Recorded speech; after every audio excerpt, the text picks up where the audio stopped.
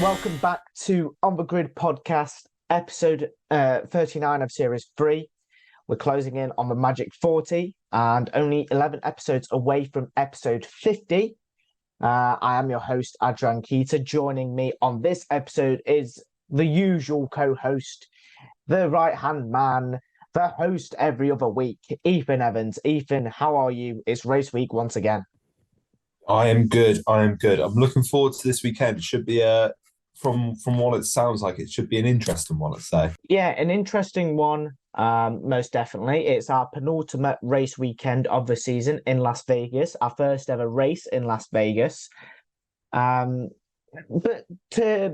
we talk about Las Vegas and all the glory and all the jewels and all the money spent cashing in, raising stakes in the casinos in Las Vegas, let's go back and review our Brazil Grand Prix, or should I say Sao Paulo Grand Prix predictions.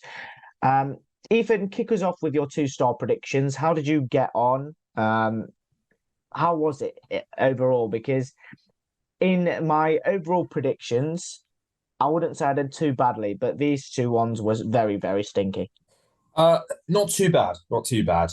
Mixed bag. I got 4+ DNFs, and there were about 80. In fact, we were actually talking about this during the race because after lap one, this had came through, but then obviously Ricciardo and Piastri unretired themselves, came back into the race. So there was only 3 at that point. There was about another sort of 3 or 4 DNFs after that. So that came through. And then Albon 8th or higher, which did not work out at all. So 1 out of 2 for me, not bad. Well, at least you, monsieur, got 1 out of 2 because I got a stinky nil point. I went for Alonso to finish P7, and usually you're thinking, right, okay, Fernando Alonso, the last couple of races, you're thinking probably that sort of range, the P6 to P10 range. Yeah, the man didn't fancy that this weekend. Last weekend, he just got a podium, just out the blue, just fancied a podium and got a podium. And then I went on. You peer pressured me into this one, because I initially went for Lando Norris to be back on the podium. But Ethan peer pressured me. I'll go for a bigger, bolder one. It's only the third last race of the season. Just go for a bigger and bolder one. So I went for Charles Leclerc sprint race win, and he finished 5th in that one. So nil point for me. But moving on to let's section this. So let's move on to the sprint shootout and the sprint. Ethan, how did you get on? How many did you get out of 10? How did it go for you? For the sprint race, not awful. So actually, sorry, I say that for the sprint race, not awful. For sprint qualifying, I got a big fat 0 out of 5. I had Verstappen, Norris, Hamilton, Piastri, Leclerc. So I had the top 2 the wrong way round, and then for the sprint race, I got them the right way round. So Verstappen, Norris again. Obviously, Verstappen got the win, and then I had Hamilton, Leclerc, Russell.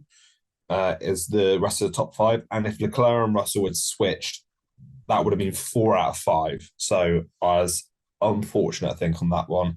So 2 out of 10, not as bad as it could have been. You take 2 out of 10. I only took 1 out of 10 in this section. I predicted for the sprint shootout, Charles Leclerc, Carlos Sainz, Max Verstappen, George Russell, and Lando Norris, and I only got George Russell from that correctly. He finished P4 in the sprint shootout. And then in the sprint, I predicted Charles Leclerc to win, Max Verstappen 2nd, Carlos Sainz 3rd, Lando Norris 4th, and Lewis Hamilton 5th. And I got none of them correct. So 1 out of 10 on that section. But when it comes to qualifying in the race, I think I kind of clawed it back. 5 out of 10. 5 out of 10 on this one. So for quali, I got Max Verstappen on pole position, Charles Leclerc in 2nd. I predicted Carlos Sainz and Lando Norris in 3rd and 4th, and it wasn't them; it was the 2 Aston Martins. And then I correctly predicted Lewis Hamilton to get 5th. Onto the race, I predicted both Max Verstappen and Lando Norris to get 1st and 2nd, with Lewis Hamilton in 3rd, Charles Leclerc in 4th, and Carlos Sainz in 5th. But it was Fernando Alonso 3rd, Sergio Perez 4th, and Lance Stroll in 5th. So overall, 6 out of 20. I mean, 4 away from 50%, which I'm not completely upset about.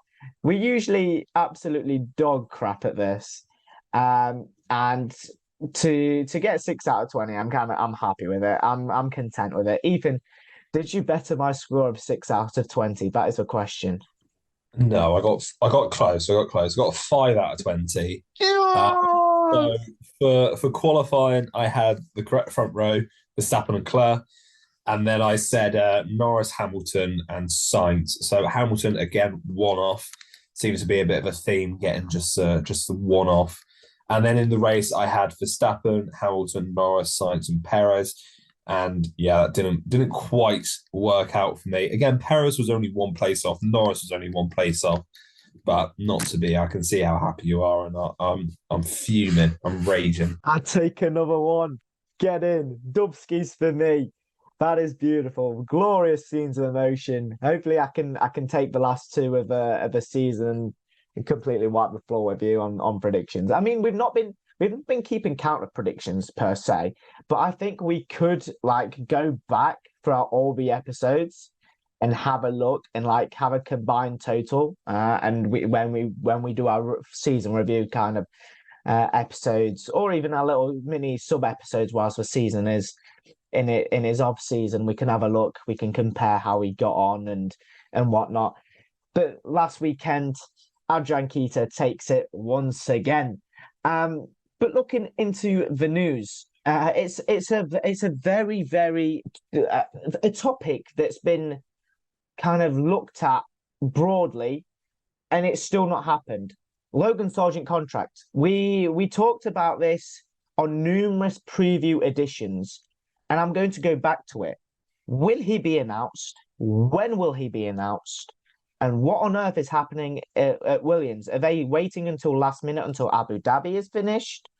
Or is it all signed, sealed, and delivered, and they're just waiting to put out an announcement to say that he's been signed on for the 2024 season?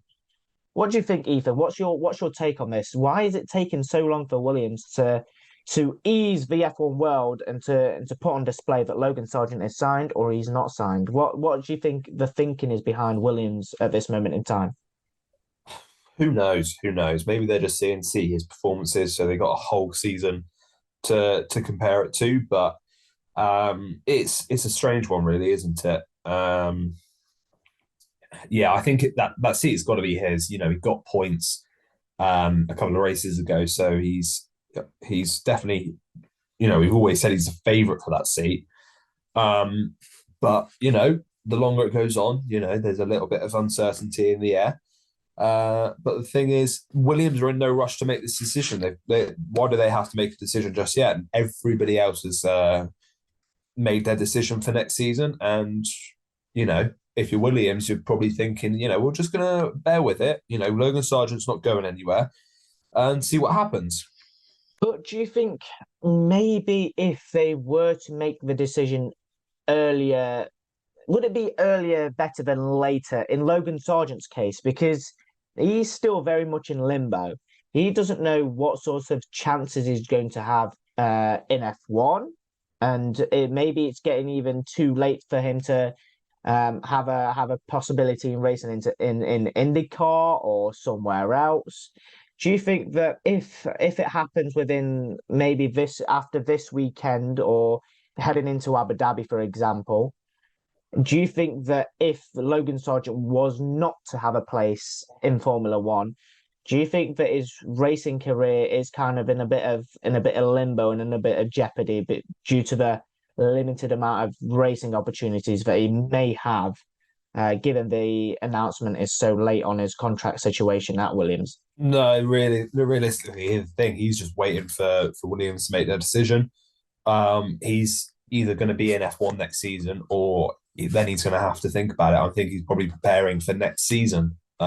If you know if it was him, but you never know, do you? You never know. So it's going to be one of those interesting storylines to watch over the next couple of weeks to see. Maybe they're going to announce at Vegas. You know, they've got the spotlight there. There's an American driver announcing for next season there, maybe. So you could see it happening there. Who knows, really? It'll, I don't know what they're waiting for, but they're obviously got a fair reason to. So, yeah, let's see what happens. On to our next sort of debate. It's revolving our teams, our respective teams in the Constructors' Championship. And it's revolving around one of your drivers in the Drivers' Championship. Heading into penultimate, obviously, round of the season, there's a lot to play for second place in both drivers and the Constructors' Championship, with Ferrari battling Mercedes in the Constructors' Championship and Lewis Hamilton battling Sergio Perez in the Drivers' Championship. So at the moment, as it stands, in the Drivers' Championship, the gap between Lewis Hamilton and Sergio Perez is, if my calculations serve me correct, 32 points heading into Las Vegas. And in the Constructors' Championship, the gap between Mercedes and Ferrari is only 20 points. So the key question I have here for you, Ethan, do Mercedes go for the Drivers' Championship second place? Is that going to be a priority for Lewis Hamilton and a little bit of selfishness on his side? Or do the two Mercedes drivers pull something out the bag and secure that extra millions and millions of pounds worth of funding and securing second place in the Constructors' Championship? What do you think would be running through Lewis Hamilton's mind, and what do you think would be running through George Russell's mind? I would say that gap between Hamilton and Perez is probably a little bit too big now. You know, Perez gained about 6-7 points on him last or in the last race in Brazil. As you said, the gap of 32 points over 2 races, 16 points a race. It's pretty much impossible. You think that you can pretty much guarantee that Verstappen is going to win both of these last 2 races. So then Hamilton's got to fight for second against Norris, Leclerc, Sainz, Perez, all of these drivers. And Perez himself has got to score basically 0 points. So unfortunately, with Mercedes slacking last weekend, and obviously that disqualification a few weeks ago, which I think is the big one, it'll be difficult for him to finish second. However, I think in the Constructors, Mercedes really needs to secure the second place. They've been second in the Constructors since probably about the 5th or 6th race of the season. They need to really secure this and get that extra funding. Just to put into perspective and into context, Sergio Perez in the last race in Brazil gained 12 points on Lewis Hamilton in the Drivers' Championship. So if it does go down to the final race, for example, Perez retires, and Lewis Hamilton miraculously gets a podium, which let's be realistic, he gets a 3rd place, 15 points. That gap is down to 17 points heading into Abu Dhabi. Do you think that gap is still too large? I personally think that it might be. That it's Lewis Hamilton. Lewis Hamilton does Lewis Hamilton things, and anything could happen. It is Formula One, and that's why we love it. So do you think maybe if there's a glimmer of hope, I mean, it's still mathematically possible for Lewis Hamilton to beat Sergio Perez in the Drivers' Championship. It's still mathematically possible. But do you think that extra funding due to coming in second place in the Constructors' Championship is probably more valuable for Mercedes, and Lewis Hamilton kind of has to agree and do what Toto Wolff says to him and secure that funding by coming in second place in the Constructors? Yeah, no, I think, to be fair, the priority will be the Constructors. That's the one you get the money for anyway. Obviously, the World Championship's got more prestige, but the Constructors is where the teams really care about. It's where the money is.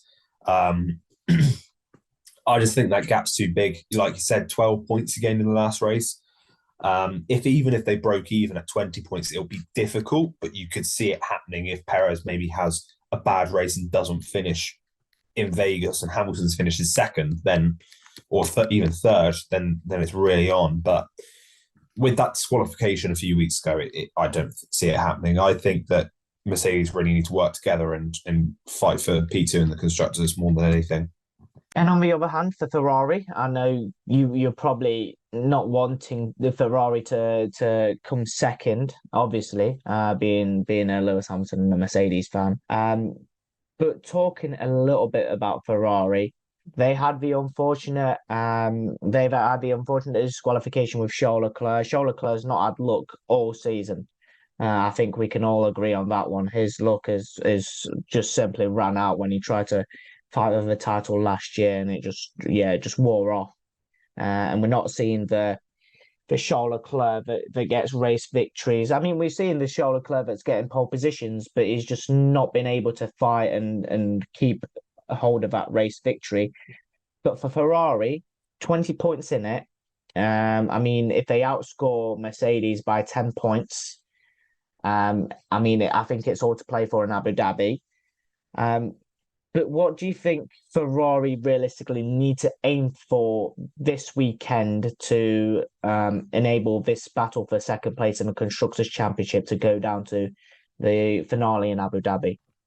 Oh, not even that, just as well. Carlos Sainz is fighting for P4 in the Drivers' Championship still. He's only, 3 points behind Norris, 6 behind Alonso. I think Norris is a favourite for that, but Alonso and Sainz are definitely within a shout. But in terms of the constructors, as long as Ferrari close that gap this weekend, they've, like we said a number of times, they've slowly been eking away at that lead that Mercedes have over the last 3 or 4 races, I'm pretty sure. And the gap's come down from about 50 points now to 20. So, even gaining 5 points this weekend would be enough. Bring it into the last race of the season. Give yourself a chance. You never know what's going to happen, but you need to be there to make the most of any mistakes. If Mercedes retires this weekend, you need to capitalise. I think Ferrari need to have at least 1 podium and a couple 4th or 5th places in order to get that second place, and hope Mercedes struggle a little bit, because Las Vegas, we've seen the layout, it is pretty much about 78% straight at full speed. Mercedes are going to struggle. They don't have the greatest straight line speed, so you need to make the most of it this weekend, and just close that gap down. Just keep closing it down, and like they've done over the last sort of 4 or 5 races, as we said, and you never know what's going to happen in the last race. Cue Ferrari Monza setup. I think that's all needs to be said. We saw what happened with the setup in Monza. The straight line speed was absolutely fantastic, and I think if that is replicated in Las Vegas, Mercedes are in for a very, very tricky weekend. But let's have another debate. Las Vegas ticket prices, the most expensive ticket prices that in the whole season. So I've drawn a few statistics here. So on before the ticket prices were slashed a week or 2 ago, the rough estimate for a Thursday ticket was $431. This is a Thursday. There's no action whatsoever on the Thursday. On the Friday, you're looking at approximately $843. And you're seeing 2 practice sessions. On the Saturday, you're looking at roughly about $1,701 for Saturday action. So that's free practice, free, and qualifying. That has gone down by about 60% across all 3 days within the last week or 2. So the current prices that I've jotted down, and these are some Twitter statistics. So you guys in the comments or in the Twitter comments can rectify this and tell us different, especially the Americans. But what I've got here for Thursday, $162, Friday, $312, and Saturday, $1,087. And if you look at the overall prices, the Thursday figure is almost, it's over double. It's over 50. It's over 200% less. The Friday figure pretty much the same. You're looking at more or less 3 times less, and then the Saturday is around $600 less. Ethan, why is Las Vegas so expensive?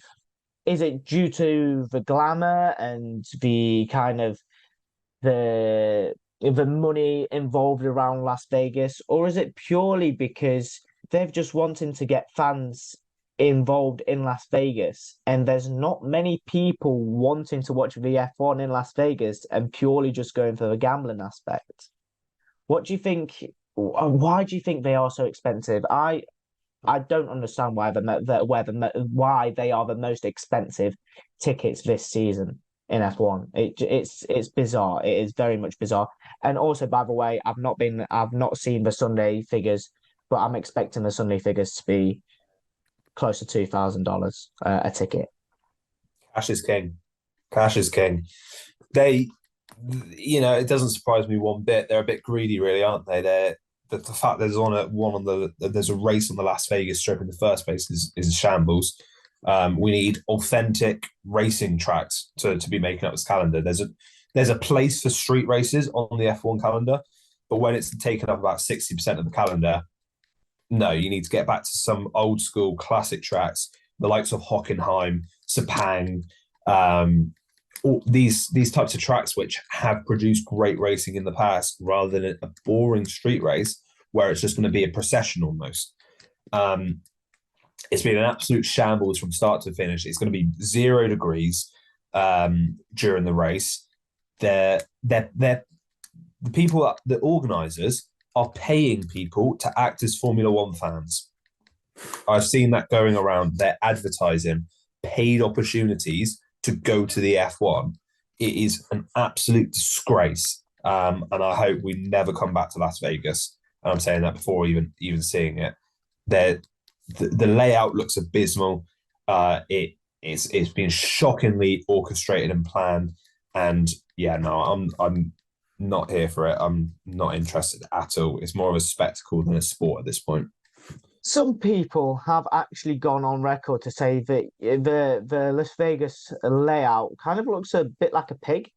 If you look closer into it, I'm going to actually have a look at the layout right now, just so I'm not making a fool out myself.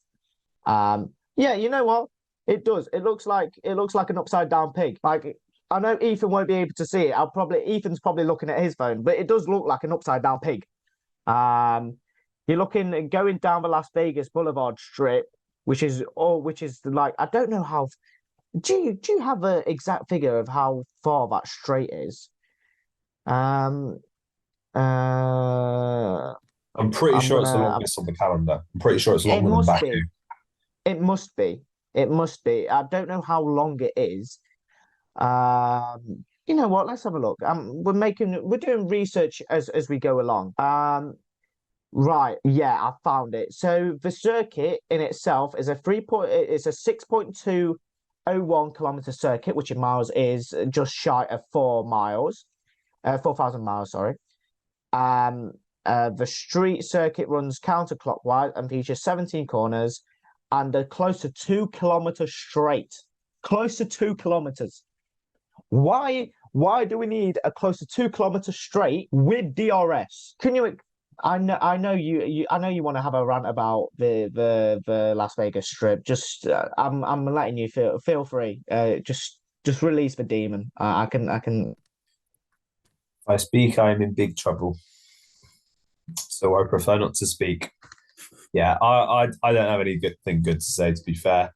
We'll have to wait and see what it's like. But, I think we know what it's going to be. We know the cringiness and the showmanship that will be the build-up to the race.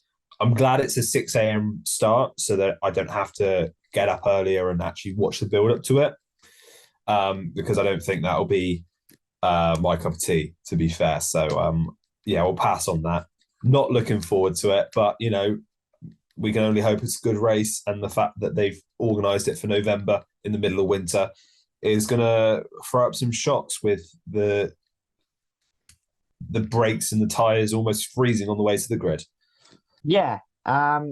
that's another bizarre one. The organisers have said in quotation marks they've made the race later in Las Vegas to make it more accessible for European fans. Right, okay, you're making it more accessible for European fans. I'd rather you have it on. I'll watch it at 11 at night for the tyres and the brakes not to be absolutely freezing. And 0 degree heat's not going to help it, is it? So think of the track temperature, think of the air temperature. It's all going to be a shambles, but we'll have to wait and see what will happen. And the final kind of point in the news section, I know the answer that you're going to give me because I know that you're heading off to work that day. But the debate was stay up or get up. And I know that you're on the get up side because you're at work, obviously, so we can't help that. You've got to have a good, nice night's sleep ahead of work. But the debate is for not just us, it's for all the fans in Europe. What do you think everyone is feeling, especially with this? I mean, 6 a.m. is not a strenuous get up, but some people, especially if you're a night owl, not like me, I like my sleep. I sleep during the night. But if you're a night owl, do you think it is a stay up, or do you think it's a swift get up and you kind of splash your face with a bit of water and just head to your seat and watch it at your TV screen? What do you think fans in Europe are thinking in general about this? Well, it's a 6 a.m. start in the UK. It's a 7 a.m. start in the rest of Europe. It's a get-up job, surely. Who is staying up all night to then watch the F1? Because then you're going to it's going to start at 6 a.m. It's not going to finish till 8 a.m. And then you're going to sleep until what, like 3 p.m.? Surely it's a get-up. Like, this is ridiculous. If it was like a 3 a.m. start, I can see the debate, but when it's a 6 a.m. start, that's genuinely when within a couple of hours, or when I'd say about 90% of people get up anyway. It's got to be get up then, surely. By the time the race finishes, I would say about 90% of people that was their like get up window anyway. So no, I don't understand that. Oh, okay. We're talking. We've spoken about the race. But what about every other session that you want to watch? For example, practice starts at 4:30. That's free practice 1. Starts at 4:30 UK time. Which, I mean, it might be a get up, it might be a stay up. That's probably borderline on the fence. Free practice 2 at 8 o'clock. That's easily a get up. If you don't want to watch the boring FP1 and see the drivers get used to the track. And then we look at FP3 once again being at 4:30, and obviously practice starting at 8. So I see where you're coming from. I mean, some people, especially with, for example, free practice 1 and free practice 3, might want to stay up for that, and then watch Friday pan out and Saturday pan out, but Sunday it might be a little bit different and it might be a get up. I'm certainly going to get up. I'm not staying up. No thanks. I've got. I mean, I've the only day I've got off this weekend is the Sunday, so I kind of want a little bit of sleep before watching the F1. But that rounds off and concludes our news section. It's our final news section of the season. Thinking about it, because next weekend it's a review and a quick predictions. It's been a pleasure. It's been a pleasure to give the final preview of the season. But just to conclude the episode, let's look at our predictions ahead of the race. Ethan, kickstart us with your 2-star predictions. What are they? Your penultimate ones of the season. Make them good. I'm sticking with an Albon top 8 finish. He didn't get it in Brazil. I'm backing him this weekend, and I'm going to say the Haas's and Alfa Romeos are all getting knocked out in Q1. So both Haas's and both Alfa Romeos getting knocked out in Q1. Right. Okay, that's interesting. So for my one, I've actually gone for a Mercedes double top 5. I see Mercedes putting the pressure on to Ferrari ahead of the final race of the season. But my other star predictions is Carlos Sainz out of the top 5. I think Charles Leclerc, especially after what happened in Brazil, he's going to do the heavy lifting for Ferrari in Las Vegas. And I'm not going to say my predictions just yet. But there's a little sneaky surprise in there for the race, especially. Moving on to qualifying, I'll kickstart those off. So I've gone with a Max Verstappen pole position, with Charles Leclerc second, Lewis Hamilton in third, Sergio Perez in fourth, and Carlos Sainz in fifth. And for the race, this is where the twist comes. Charles Leclerc to win the Las Vegas Grand Prix, the first ever Las Vegas Grand Prix, with Max Verstappen in second, Lando Norris coming back from P7 to finish third, Lewis Hamilton in fourth, and George Russell in fifth. So thinking about it, Charles Leclerc wins the race, that's 25 points, Lewis Hamilton fourth, that's a 12, and George Russell in fifth, that's a 10, so 22 points there. Ferrari is still gaining if this comes off. But Ethan, what are your penultimate predictions of the season? So in qualifying, I've gone for a Red Bull 1-2 Verstappen and Perez. Sorry, that will be next season. Then I got Norris, Piastri, third and fourth, McLaren all second row, and Sainz fifth. I just think that you see how much straight there is. That Red Bull is going to eat it up, and the McLaren is the second quickest in a straight line. So that's why I've gone for it. And then in the race, I've gone Verstappen, Norris, Perez. I've gone Sainz fourth, Hamilton fifth. So clawing back a few points. And then I'm going to go up. I'll just hope that Russell finishes sixth and Leclerc finishes like 10th. So Mercedes maintain that gap. But yeah, that's my top five. I haven't wrote down Russell sixth. But that's what I'll be hoping for.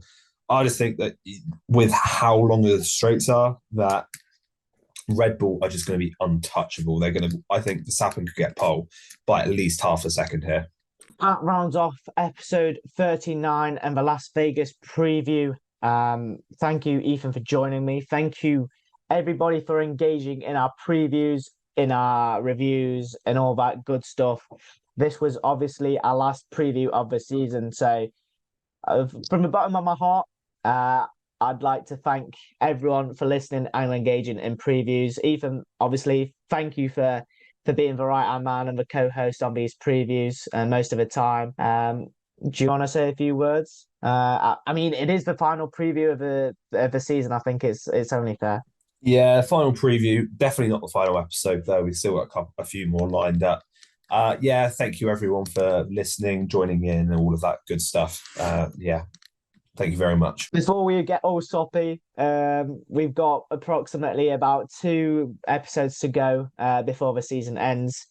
But from me and Ethan, from the whole crew of On The Grid podcast, it's a goodbye for episode 39. Thank you for listening, and we'll see you in the next one.